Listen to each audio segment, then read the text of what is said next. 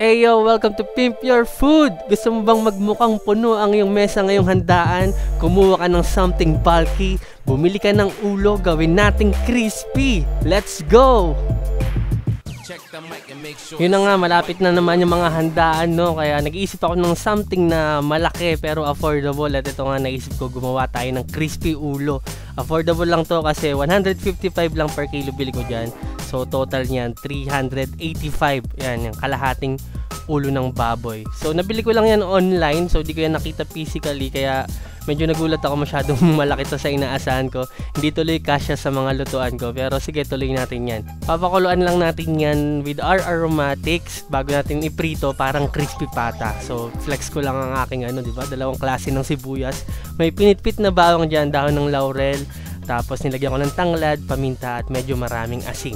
Papakuluan natin yan hanggang sa lumambot. Yan, sa malakas na apoy. Kapag kumulo na, takpan nyo, tapos hinaan nyo na yung apoy. Naglagay nga din pala ako ng patis na cut lang, pero nasa 2 tablespoons na patis ang nilagay ko. Yan. Pag kumukulo na pala, ayan, tanggalin din muna natin yung ibang scum.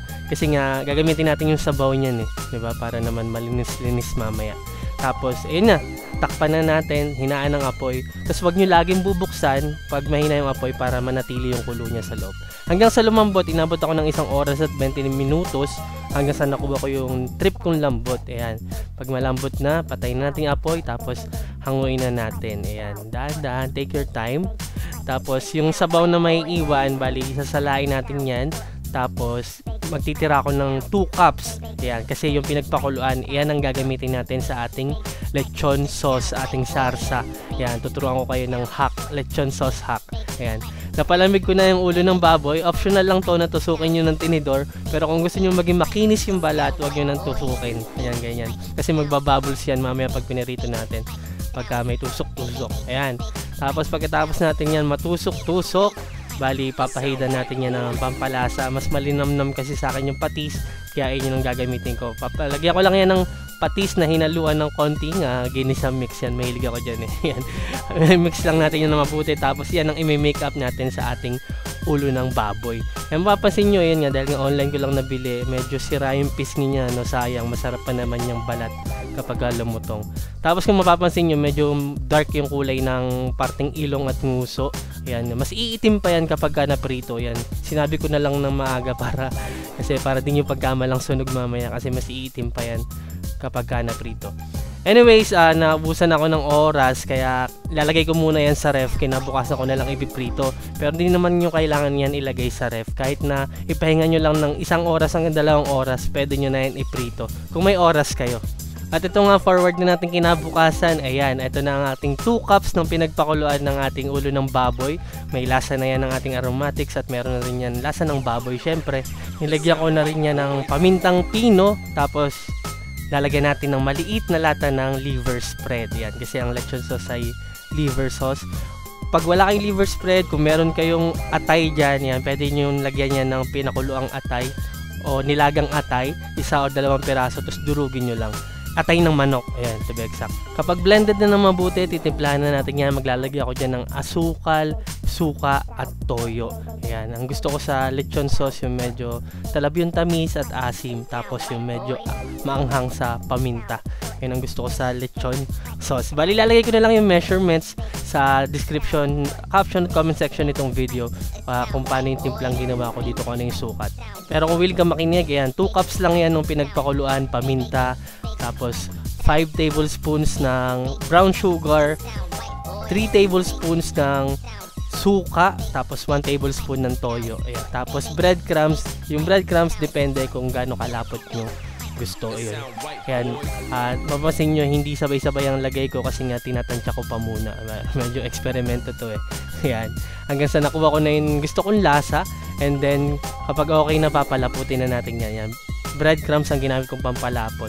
Siguro naka 5 kutsara ako ng breadcrumbs dyan hanggang sa nakuha ko yung gusto kong lapot. Yan. Nasa sa inyo naman yan kung gaano kalapot yung gusto. Hayaan nyo lang matunaw yung breadcrumbs dyan para lumabas yung totoong lapot nya. And then, kapag okay na kayo sa lasa at lapot, ayun, okay na rin ang inyong lechon sauce. Pwede nyo na yan iset aside. Tulad ng sabi ko, medyo gusto ko talab yung anghang ng paminta, kaya naglagay pa ako dyan. Ayan, pahabol. Magandang experiment to. Ayan, kung medyo nanghihinayan kayo sa pinagkuluan ng inyong ng ulo ng baboy or ng pinagpakuluan nyo ng pata. Ayan, gawin yung lechon sauce kung nanghihinayan kayo. Madali lang naman, di ba? Tapos masusunod pa yung gusto nyong lasa, kung paano yung gusto nyong trip na sausawan para sa inyong crispy ulo or crispy pata. Ayan. Set aside natin yan, magpiprito na tayo, pero bago tayo magprito, pasalamat muna ako sa sponsor nitong video. Maglaro at manalo sa Play to Earn mobile game, hatid sa atin ng Phoenix Game. I-download at i-install ang app sa iyong cellphone at mag-register gamit ang iyong mobile number. Maraming laro ang pwedeng pagpilian. Sa halagang 100 pesos lamang ay pwede ka nang maglaro at manalo. Meron din free coins para sa mga first time users. Mag-enjoy maglaro ng Dragon vs Tiger, Color Game, iba't ibang klase ng slot machines, at isa sa aking paborito, ang racket. Kailangan mo lamang mag-place ng bet at mag-cash out bago makalipad palayo ang racket.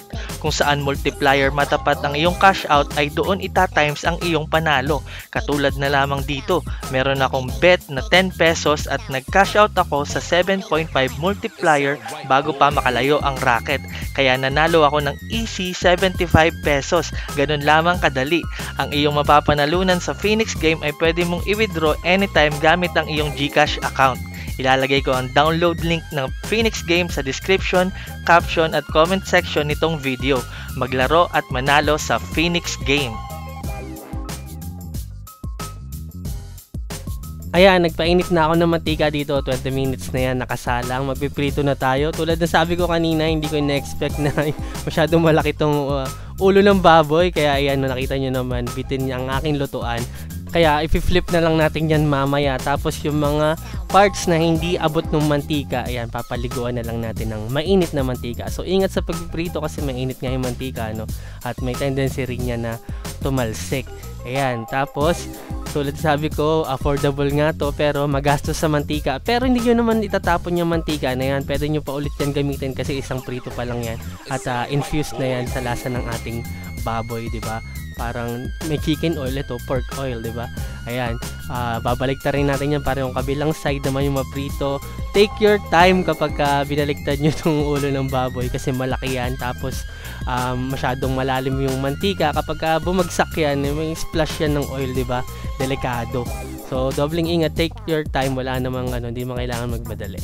Ayan, paliguan lang natin ulit yung mga parts na hindi abot ng mantika tulad ng mga gilid-gilid. Ayan, so mapapansin nyo medyo umitim na ngayon sa parting ilong tsaka sa nguso. Ayan, pero hindi yan sunog. Ayan, paliguan lang natin tuloy-tuloy. Tapos, i-flip ko pa ulit yan, last flip mamaya. Kasi, yun nga, may mga parts na hindi abot nung mantika. Ayoko naman paapawin yung mantika ko dito, no? Kasi nga, delikado yun. Ayan. Ito, huling flip na ng ating pagpiprito. Ayan, para maging crispy talaga tong side na may balat. Ayan, take your time, guys.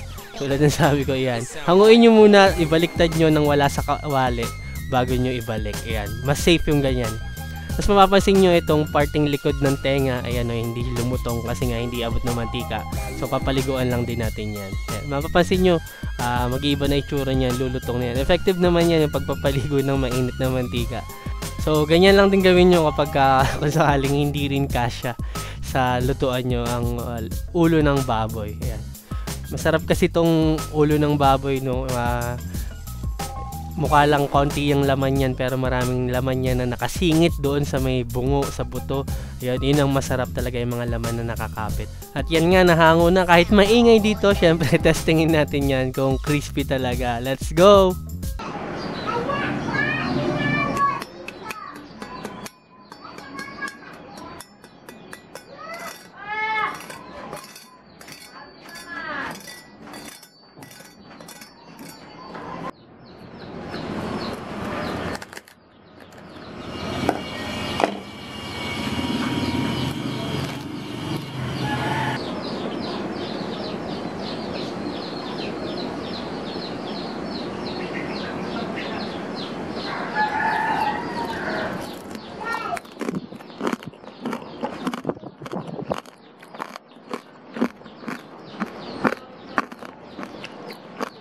O, diba? Approve. And now, look at that. Nakita nyo naman kung gaano kalaki yung pagka tinayo natin, no?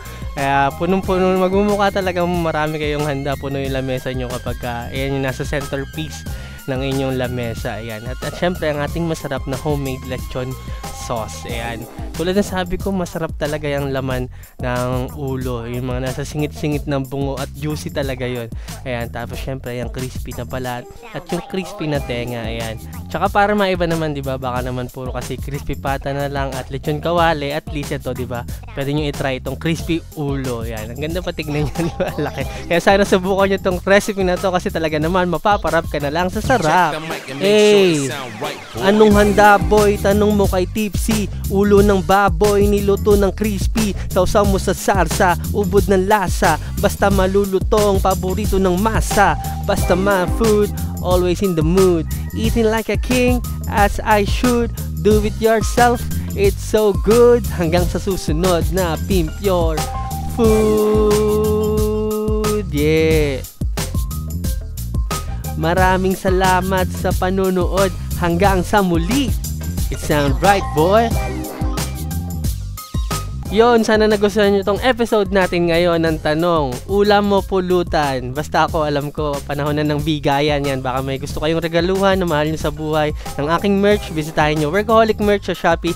Cash on delivery yan, nationwide yan. Nandyan, bisitahin nyo. Check nyo yung mga shirts ko doon yun. Baka may matripan kayo, pan-regalo, pang-exchange gift sa mga mahal nyo sa buhay o sa inyong sarili. Mahalin nyo ang inyong sarili. Kasi mahal na mahal ko kayong mga nanonood sa Pimp Your Food Facebook page. Ayan, sana mag-like and follow kayo sa Pimp Your Food Facebook page para lagi kayong updated. At mahal na mahal ko rin syempre yung mga nanonood sa YouTube. Ang aking YouTube channel po ay Tipsy Goes Random. Kaya sana mag-subscribe kayo. Dumadami na tayo. Maraming salamat sa inyo sa palagi nyong panunood, pagtangkilik at pagsuporta. Muli ako po si Tipsy D. God bless sa inyong lahat. Pagpalain kayo. Peace!